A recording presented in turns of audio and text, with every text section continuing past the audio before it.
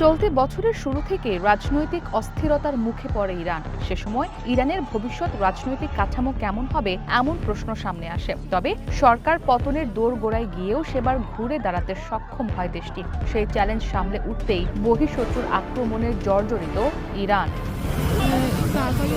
দেশটির সরকার পতনের লক্ষ্য নিয়ে হামলা চালায় আমেরিকা ও ইসরায়েল। যুদ্ধ পরিস্থিতিতে ইরানের ভবিষ্যৎ রাজনীতির ধরন নিয়ে যখন প্রশ্ন উঠেছে, ঠিক তখনই দেশটির নির্বাসিত নেতা ও সর্বশেষ শাহের ছেলে রেজা পাহলভি এক জোরালো বার্তা দিলেন। টেক্সাসে রক্ষণশীলদের বার্ষিক সম্মেলন কনজারভেটিভ পলিটিক্যাল অ্যাকশন কনফারেন্সে অংশ নেন তিনি। এ সময় ইরানের সঙ্গে কোনো সমঝোতায় না গিয়ে ট্রাম্পের প্রতি সরকার পরিবর্তনের আহ্বান জানান রেজা পাহলভি। ওই সম্মেলনে উচ্ছ্বসিত অভ্যর্থনাও পেয়েছেন তিনি।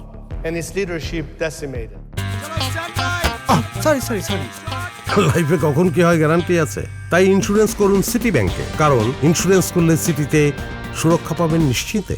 স্থানীয় সময় শনিবার আয়োজিত সম্মেলনে রেজা পাহলভি উপস্থিত দর্শকদের উদ্দেশ্যে বলেন, ইরান ডেথ টু আমেরিকা থেকে গড ব্লেস আমেরিকায় বদলে যেতে পারে এমন ধারণা কি কেউ করতে পারে? প্রেসিডেন্ট ট্রাম্পের মেক আমেরিকা গ্রেট এগেইন প্রচারণার অনুসরণে মেক ইরান গ্রেট এগেইন বাস্তবায়নের পরিকল্পনার কথা জানান রেজা পাহলভি।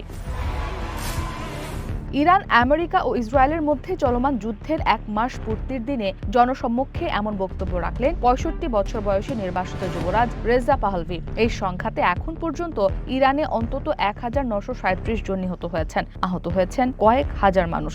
যুদ্ধের উত্তাপ ইরানের সীমানা পেরিয়ে ছড়িয়ে পড়েছে মধ্যপ্রাচ্যের বিভিন্ন দেশ ও অঞ্চলে। ইসরাত মুক্তি, ওয়ান ইন্টারন্যাশনাল ডেস্ক।